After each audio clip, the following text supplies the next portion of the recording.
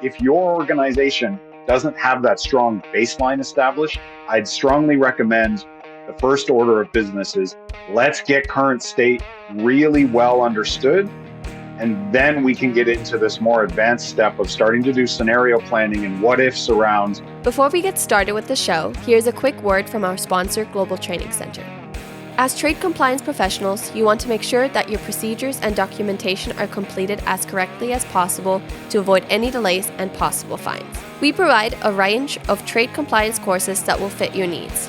From in-person or web training to recorded on-demand courses, we can train one or even thousands on your team through your learning platform or on our portal. We can even customize a private session for your team. Go to globaltrainingcenter.com to find out more.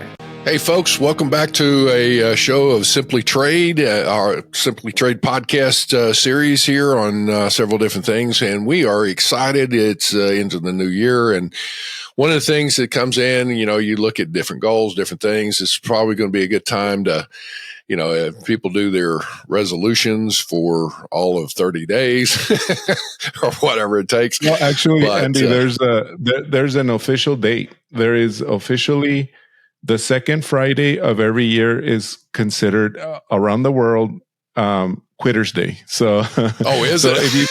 Yeah, it's like a thing. Google it, people. Google it. Quitter's Day. So when you Google it, you'll find that on Friday, January the 12th was Quitter's Day. So if you made it past that day and you're still holding to your New Year's resolution, then hey, you made it past most everybody. So, well, I will say that I have, most people are looking at trying to lose weight and exercise and things of that nature, and I've actually done pretty well this past year in that I just hit a point and I said, I need to get myself back in shape and whatnot, and I've gotten to where I'm doing planks. You know what a plank is? Yes, of course. Yeah.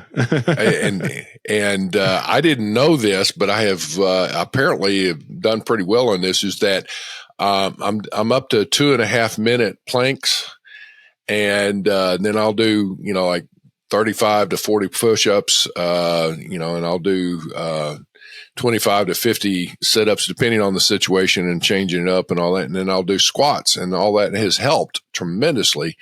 And I'm down to 220, and I was as high as 255. So I'm like, I feel pretty good about that. So I'm like, all right, I need to continue on in this new year, I guess. So yeah. No, that makes sense. Yeah, I did something similar as well. So, but anyway, so for this episode, we're doing the last segment of our conversation with Jackson. And as you all remember, we split it up into 3 different shows just so that we won't have to run one super hellaciously long show. So we split it up into 3. We didn't all record it all at one session on purpose so that, again, we knew it was going to be spread out like this. So we're now into the new year. And so we're going to bring them on. Andy, I don't know if you might want to recap a little bit about what we did before or... Well, we're talking about, supply chain and resiliency and things of that nature. And so, it's looking at trying to vet things. You're looking at policies. You're looking at your own internal company and processes and all that. And what you should be doing, the vetting process, the new regulations are coming in. There's so many new regulations that in particular for vetting for denied parties, restricted party screening, there's the Forced Labor Prevention Acts. There is, global initiatives where new sanctions are coming in and all of that. It is hard to keep up with it. So with that, talking and basically laying out the scenario that we're doing is that it's laying the groundwork that, okay, this is a big deal. And it's somewhat monumental. This would be, from a policy perspective and an overall vision of you want to be compliant. Well, today's show, we're going to get into, how do we actually do it? Because it's so much information that a lot of compliance folks out there, y'all have, you're usually treated somewhat like a stepchild a little bit, is like you're overworked, understaffed, all that kind of stuff.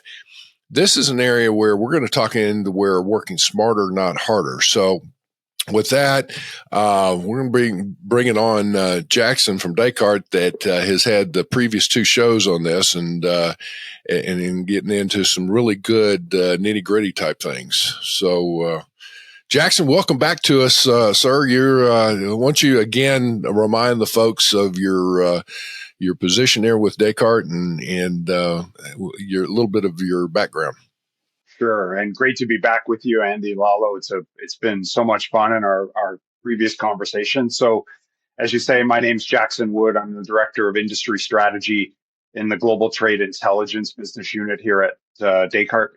I've been in and around global trade compliance for the better part of 20 years, so most of my career, and have spent time really working in all different facets of the space. So whether that's on the research and development side, whether that's on the customer engagement side, trying to understand policy, trying to understand some of the regulatory implications that customers that are conducting international trade are navigating. So as you say, Andy, it's a monumental time in our space as we've got so many different moving parts from a regulatory perspective. We've got so many different considerations that organizations are having to navigate through, not only on the regulatory side, but as we've talked about previously, on the reputational side, on the business resiliency side. And so I think you framed it up well in that what we hopefully can arm the audience with today are some very practical tips around, hey, what specific things can we do from an operational perspective to try to set ourselves up for success? And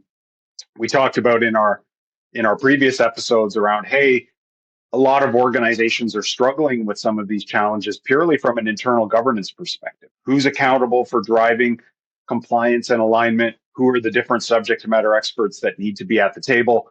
What are the different data assets that we need to take advantage of? And we talked about the framework that can be a really helpful place to start. So thinking about our exposure from a regulatory risk perspective, thinking about how we want to protect our image and reputation, and ultimately how we want to make sure that we're building resilient relationships, particularly for those critical suppliers that are essential to our business. And so today we can talk about, all right, you've got yourselves organized internally. We know who the executive sponsor is. We know who the stakeholders that we need to have engaged are. Now let's talk specifically about some of the steps that group can take. So my hope is that the audience today will really be able to walk away with some very practical steps they can use in their organization. Well, and to your point, Jackson, I will say, I want to stop for our audience again. If you're looking at this, especially if you're in an executive leadership role or a middle management role, you may have some folks and processes that you've automated some of these things. Some of it may be a little bit overwhelming and going, I don't know where to go with this. This may be a show that in particular you need to look at. Hopefully it's going to stimulate you to be thinking and give you some ideas of, hey, you know what? Here's a potential solution, how they work it to, again, process, millions of bits of information and work smarter, not harder kind of thing. And with that, then there will be some follow-up that you can take and start asking questions internally. Whether you are an actual importer-exporter scenario, whether you are a service provider. If you're a service provider, there's a lot of things that could be done. Yeah, you can offer, especially if you're a 3PL, 4PL type operation, where there's some things you should be able to offer your clients, but you may not even have the systems or software, or maybe you need to upgrade some systems or software. Well, this will be a way for us to talk through this so that you can get some ideas and figure out, who you want to go with. But again, if you can hear what some people are offering, this is a good way for you to be more of a entranced into your own client, to offering them better services because of your own software situation. So, Jackson, where do we want to start? It's like, again, as we're looking through this, how do you want to go through this here? Sure. Well, I think there's sort of two pieces to this, at least how we've always thought about it at Descartes and how we try to work with our customers, right? Because you raise a really important point, Andy, in that particularly those in the audience who've spent a lot of time working in the global trade arena, one thing we know is there's also almost infinite amounts of data that we could be looking at and interrogating at any given time, right? So whether that's compliance information about our products, compliance information about the jurisdictions that we're working in. Like, there's really no end to the different data that we could try to leverage. But there's also the question around, how do we leverage it appropriately? How do we turn it into an asset that can actually enable us to generate insights about our business? And so how we've always thought about this particular challenge at Descartes is decision makers from a global trade and from a compliance perspective need those two things. They need access to the right data, but they also need the right capabilities to be able to leverage that data effectively. And so, okay, hang on just a second. You've hit an extremely important point here. So I want to say this to our compliance folks in particular, your logistics, your transportation folks and your departments.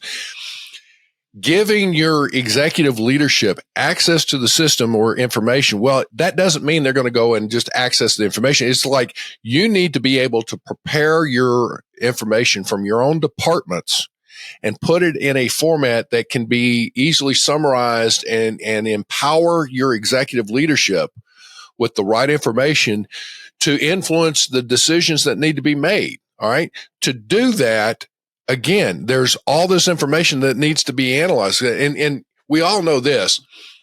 People will look at it and let's say that there's a chart that's generated and say, here's a graph, here's a trend or whatever.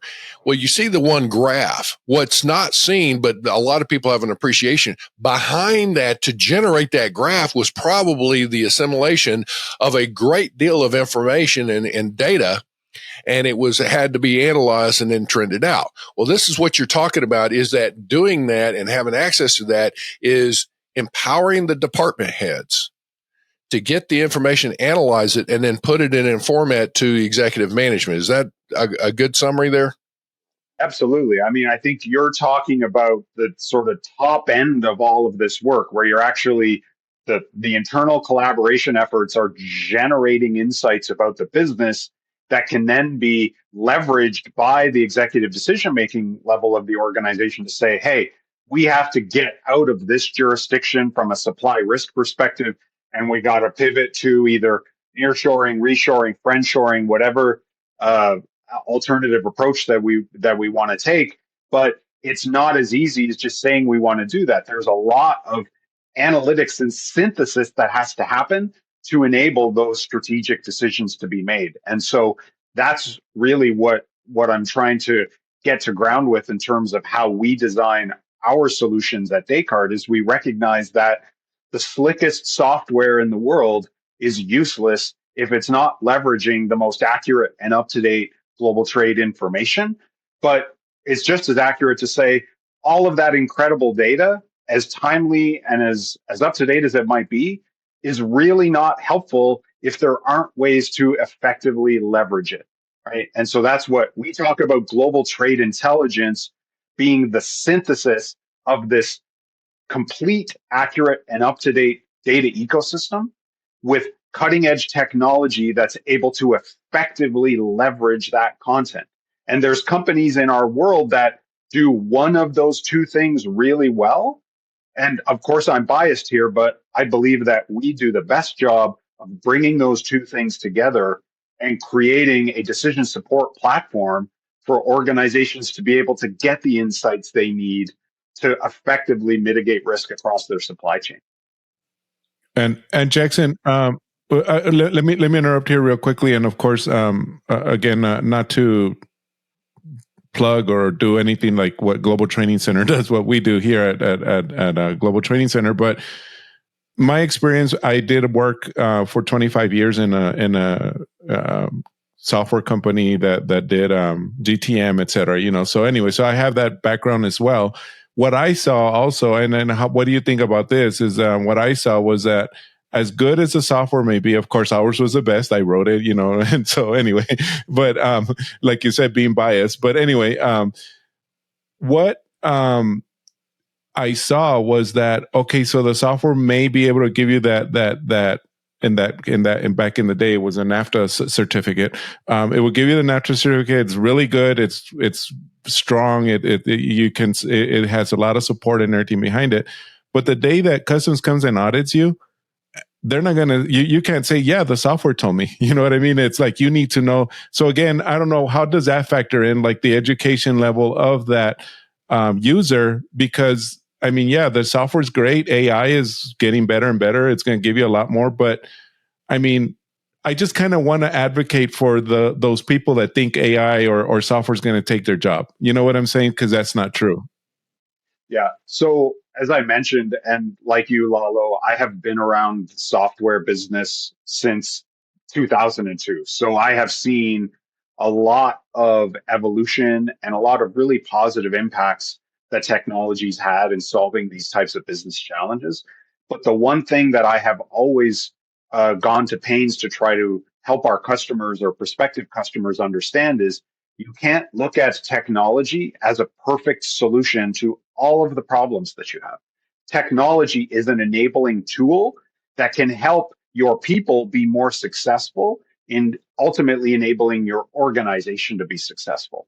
But the biggest failures I have ever seen in software implementations, and this is across the board, this isn't just in our global trade space, this is in customers where a big ERP implementation has fallen flat or a CRM implementation has fallen flat, in that the expectations of the organization was the software is going to solve all our problems.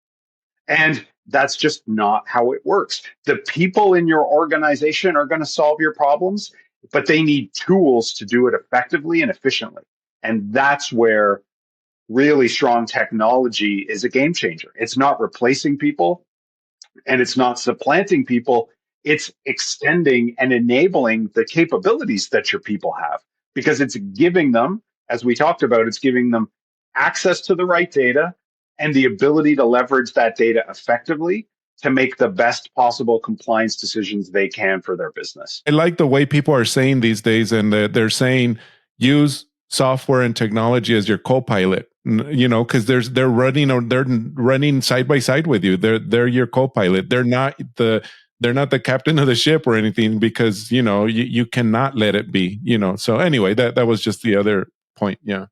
And one other thing that I would say, and I think this really does resonate with our compliance folks when we're talking about some of the value that technology can bring to their practice, is so often we hear, and I'm sure Lalo, you hear this all the time, I wish we could spend more time educating our organization about why compliance matters and about what some of the really important sensitivities that our business entails and why we have to work as a team to navigate through this. But compliance teams are consistently under resourced. They're strapped with respect to where their priorities are.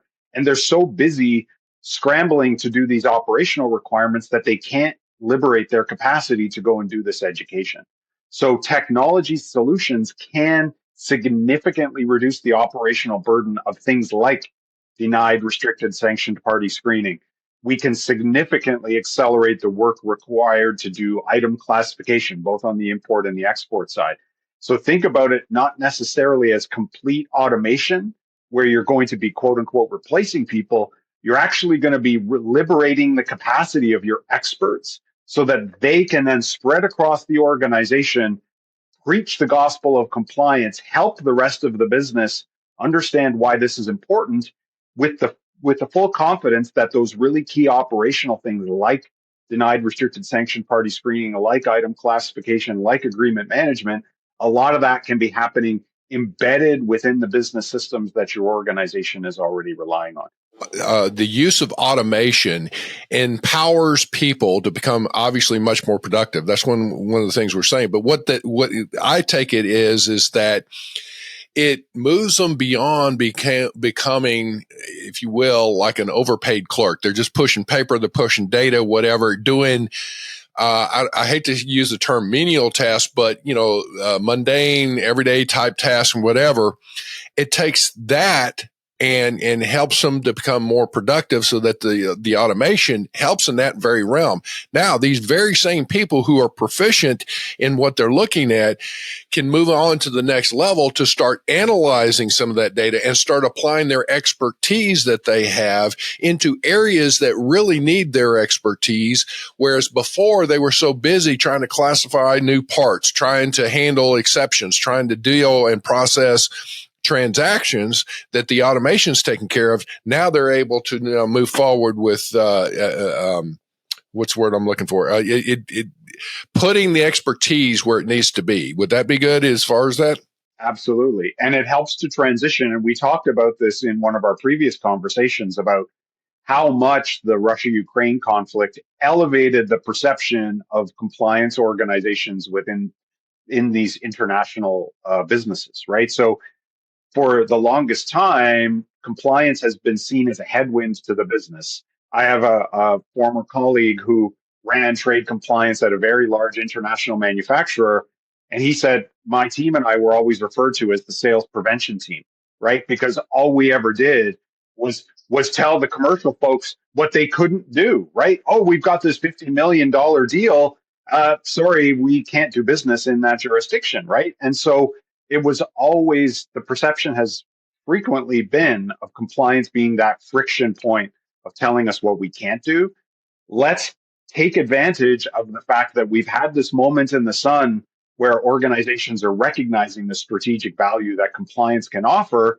And let's make sure we're building on that opportunity. And the only way we can do that is to start. And I agree with you, Andy. We don't want to talk about these things as mundane or sort of low value tasks. They're critically important, but technology has evolved to the point where let's let the tech handle some of those operational requirements, those transactional requirements, so that we are able to add more strategic value to the organization. We're able to partner more effectively with our purchasing colleagues. We're able to partner more effectively with our ethics or sustainability colleagues, right? Because we're not so busy running names through screening tools that ultimately that work could be automated to happen within workflows in your ERP, in your CRM, et cetera. And so that's really a key point to think about. All right. Well, some of the things we've been talking about is the results of using automation into the system. And with that is obviously getting good data from a statistical perspective, trends, analysis, all that. Also being able to empower somebody that is going to be more productive so that they can now handle some of the exceptions, the issues that probably need their expertise. It all comes back to now, what are we talking about as far as a system? I mean, it comes down to implementing some of the systems down to the transaction level or whatever else. So if somebody's interested, all right, I want to do this. What is it that we're talking about here as far as, that would start this automation process? Because it's going to be an integrated scenario here where you're going to have a lot of systems connectivity at some point, and you got to start somewhere. Yeah. So I think it's important that we maybe zoom out a bit and talk about the different dimensions that technology can take on in the context of global trade, right? So we have the traditional, what we call global trade management systems, right? So these are the SAP GTS, the Oracle GTM, the E2Open, the Thomson Reuters OneSource. Like these are the global trade management platforms that streamline and automate all of the critical elements of global trade transactions, right? So we're talking about classification, we're talking about purchase order management, we're talking about bill of materials, building and exchanging information with financial systems, transportation management systems, et cetera. So there's that piece of it. And that's well understood. That's a fairly mature space. A lot of organizations are familiar with and utilizing that technology. I think where the next frontier is, and this is where we're spending a lot of time working with our customers, is saying, hey, there's a lot of pieces to global trade that are up and downstream of where the boundaries of traditional global trade management might fall. And so to your question, Andy, I think what we recommend to a lot of our clients is, okay, what's the actual starting point of a lot of your global trade activities? Well, it's in where you're sourcing raw materials for your supply chain, or it's where you're thinking about either existing or emerging markets where you want to transact business. So how do we identify either risks or opportunities outside of a live global trade transaction? So we're not talking about shipments that are necessarily in flight where we've got a container on its way to a particular destination. We're now taking a deep breath, thinking strategically about the markets that we source from, the markets that we sell to. How can we generate insights about what's happening in those jurisdictions? And so a company like ours offers a solution that allows you to get to ground, and whether that's using things like HTS codes, whether that's using trade lane volume, whether that's using particular characteristics of the third parties that you're working with, to map out not only what your present exposure is from that particular commodity or jurisdiction perspective, but where might you have alternatives to consider, right? So let's take you've got an HTS code for whatever that key commodity that is absolutely essential to your business. Let's look at other places and other suppliers where you might be able to get that commodity. And as you talked about, Andy, there are very powerful data visualization and analytic tools that turn that into a heat map, right? We're not talking about reams and reams spreadsheets where someone's got to go through line by line and try to connect the dots. We're talking about a very insightful, easy to process visual map of saying we're potentially overexposed in this jurisdiction, but that's not necessarily a problem because these other jurisdictions and these other suppliers might be able to provide that commodity for you, right? So now we have an entirely new set of information to work with. But as you said, that's not enough to just say, oh, okay, well, we're overinvested in this particular supplier. Let's switch to this one. There's a lot of things that you've got to consider in that transition, right? So now you can use a tool to, and again, I'm biased here, so I'm going to say like the Descartes tool that allows you to say, okay, let's look at this jurisdiction. Let's look at this supplier in more detail, right? Are there going to be landed cost or other financial considerations if we switch from this jurisdiction to this other jurisdiction? Can we even do business in this jurisdiction? What about that supplier? So how are we going to do a repeatable workflow that allows us to go from identifying that alternative supplier or that alternative market, look at it from a financial perspective, and also then look at it from a compliance perspective? And this is, I think, a novel way to think about how global trade technology can help businesses navigate through some of these changes. Is it's not just about the traditional purview of global trade management platforms that are tying together and automated the transactional pieces of trade in flight.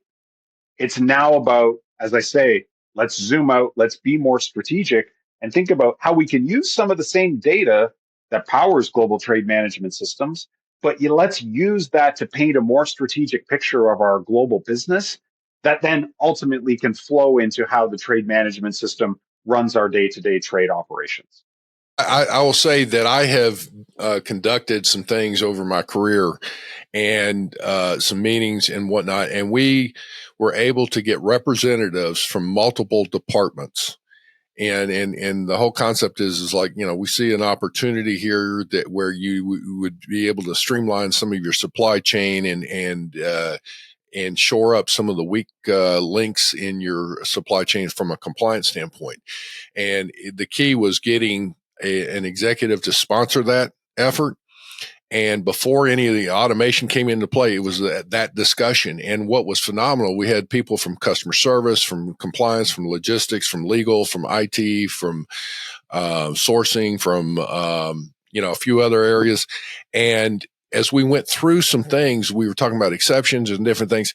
And it was phenomenal that when we started facilitating, I was facilitating the discussion, but to your point, it was like, okay, it got to a certain point where it's like, what are you doing as far as even sharing information? What are you doing as far as what do you do with what I give you? And all of a sudden, he's like, well, if you supplied one more data element in your purchase order or one more element in your customer service order or whatever, and it started going through and the room just erupted in great conversations and whatever. And I had to step back and I didn't want to move. I was still standing up but the conversation was growing and it was fantastic. And that particular one was a major cell phone company. The other one was a chip manufacturer. And the third one was a a huge healthcare company. And all that to say is that in every one of those, it went on for about 10, 15 minutes, and we made significant progress on, making notes and all that. And all of a sudden they realized, oh, wait, let's turn it back over. It's like, no, this is exactly what we needed. They were then primed to say, we need a system to help us manage it. And all of a sudden it was all like a joint effort rather than a bunch of silos. All of a sudden then you had one team. So folks, if you're looking out there, I would just say once again that what Jackson is putting forward is a great, concept here in looking at what you need to do and pulling your team together, talk about it. And then from there, you can figure out what else you want to do with that, right? Couldn't have said it better myself, Andy. Well, Jackson, once again, I think we've had a very good show. I think this is going to be a great one for people to come back and reference as well. And Lalo, anything from you as far as what we've been talking about? I know all this data and software is more in your ball game. No, I mean, just bringing back memories, good or bad, but they're memories of those days, But anyway, Jackson, I do want to give you the last word if you want to wrap up, and we'll end the show with that. Sure. So just two things. If you don't know where to start, the assessment framework is essential. Let's look at our business from a regulatory risk perspective, from a reputational risk perspective, and from a resiliency for risk perspective. Let's get the right stakeholders and experts inside of our organization together and agree that these are the lenses through which we want to look at our international operations, our supply chain. Once we're organized, once we have a good sense of where we are exposed to risk or where we may have opportunities, then let's make sure we get access to the right global trade data and have the right global trade tools to help us take advantage of that data to connect the dots and generate the insights we need to help our business be successful. As I say, I'm very biased. I think Descartes is very well positioned to help companies in this space. And I would love the opportunity our whole company would love the opportunity to speak with anything and help share our knowledge and our experience helping global organizations navigate these challenges. Jackson, thank you, sir. I appreciate you. And folks, I mean, this is, again, a show that I hope that we would love to hear your feedback. Make your comments on LinkedIn, connect with us, share this one. And in particular, if there's any issues that you have further question on, let us know and we'll make sure we get back to you and respond back to you. That's it. Thank you so much. Have a good rest of your year. There you go. Thanks very much, guys. Thank you very much for joining us. Simply Trade is brought to you by the generous contributions of Global Training Center. You can follow the show and GTC on LinkedIn or Twitter and other social networks. Make sure you check out the show notes in the description for a full rundown of today's show with all the important links. Also, make sure that you share this with a friend and subscribe on your favorite streaming platform. We really like hearing from you. If you enjoyed the show, make sure to rate and review wherever you listen to this podcast. If you or someone you know would like to be a guest on the show or would like to sponsor Simply Trade or suggest any topic you would like for us to discuss, please contact us via email at simplytrade@globaltrainingcenter.com or you can DM us on Twitter at simplytradepod. Thank you again for the privilege of your time. Happy trading. Simply Trade is not a law firm or an advisor. The topics and discussions conducted by Simply Trade hosts and guests should not be considered and is not intended to substitute legal advice. You should seek appropriate counsel for your own situations. These conversations and information are directed towards listeners in the United States for informational, educational, and entertainment purposes only and should not be substituted for legal advice. No listener or viewer of this podcast should act or refrain from acting on the basis of information on this podcast without first seeking legal advice from counsel. Information on this podcast may not be up to date depending on the time of publishing and the time of viewership. The content of this posting is provided as is. No representations are made that the content is error-free. The views expressed in or through this podcast are those of the individual speakers, not those of their respective employers or Global Training Center as a whole. All liability with respect to actions taken or not taken based on the contents of this podcast are hereby expressly disclaimed.